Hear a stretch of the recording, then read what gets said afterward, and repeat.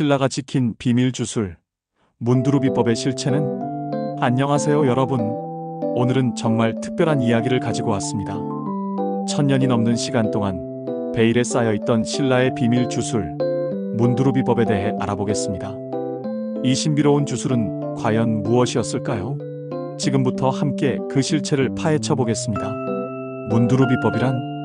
이름부터가 신비롭지 않나요? 이것은 신라 시대부터 전해져 내려온 비밀스러운 주술로 주로 왕실과 최고 위층에서만 사용되었다고 전해집니다. 문두루라는 말 자체가 매우 흥미로운데요. 학자들은 이것이 산스크리트어 만트라와 연관이 있을 수도 있고, 또 다른 설로는 특정한 신령이나 정령의 이름일 수도 있다고 해석하기도 합니다. 역사서에 따르면 이 비법은 단순한 주술이 아니라 국가의 운명을 좌우할 수 있는 강력한 힘을 가지고 있었다고 기록되어 있습니다. 특히 전쟁 시기나 국가적 위기 상황에서 사용되었다는 증언들이 많이 남아 있어요. 놀라운 점은 신라뿐만 아니라 백제와 고구려에서도 비슷한 주술, 체계가 있었다는 기록들이 발견되고 있다는 것입니다. 역사적 기록들. 실제로 역사서에는 문두루비법에 대해 어떻게 기록되어 있을까요? 가장 유명한 기록은 삼국사기와 삼국유사에 나오는 내용들입니다. 신라 진평왕 시대의 기록을 보면 왕실에서 중요한 결정을 내릴 때마다 문두루비법을 통해 기륭을 점쳤다는 내용이 나옵니다. 이것은 단순한 미신이 아니라 당시 정치적 의사결정의 중요한 도구였다는 것을 의미해요. 더욱 놀라운 것은 통일신라 시대의 기록입니다. 문무왕이 백제와 고구려를 정복할 때 각 전투전마다 문두루비법을 사용해 전략을 수립했다는 기록이 남아있거든요. 문무왕의 측근이었던 김유신도 이 비법에 능통했다고 전해집니다. 삼국유사의 한 대목을 보면 왕이 문두루법으로 하늘의 뜻을 물으니 기란 징조가 나타났다는 구절이 나옵니다. 이는 문두루비법이 신탁을 받는 의식의 성격도 가지고 있었음을 시사해요. 실제 시행 과정.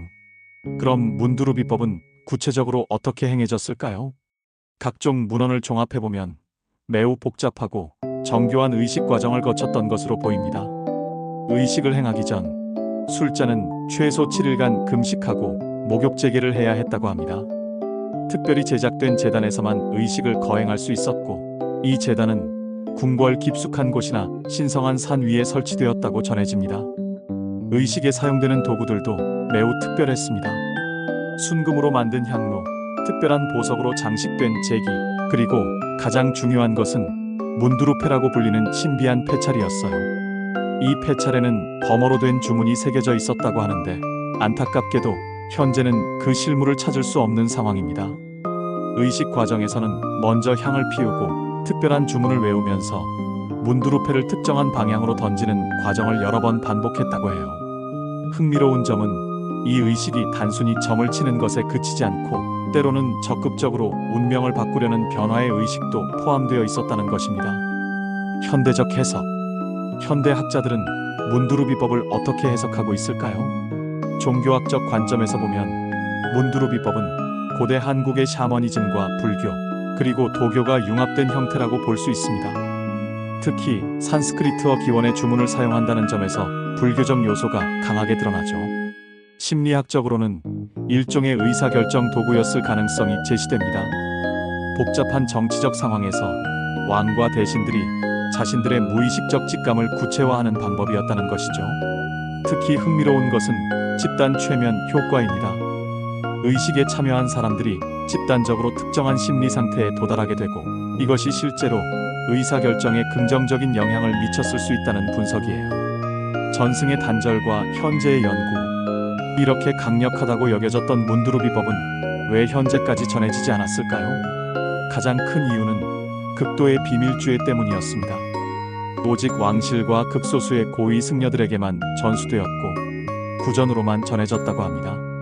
신라 말기 정치적 혼란과 고려, 왕조의 탄압, 그리고 조선 중기 이후 성리학의 지배로 인해 이런 무속적 요소들이 완전히 사라지게 되었죠. 하지만 현재까지도 새로운 발견들이 계속되고 있습니다.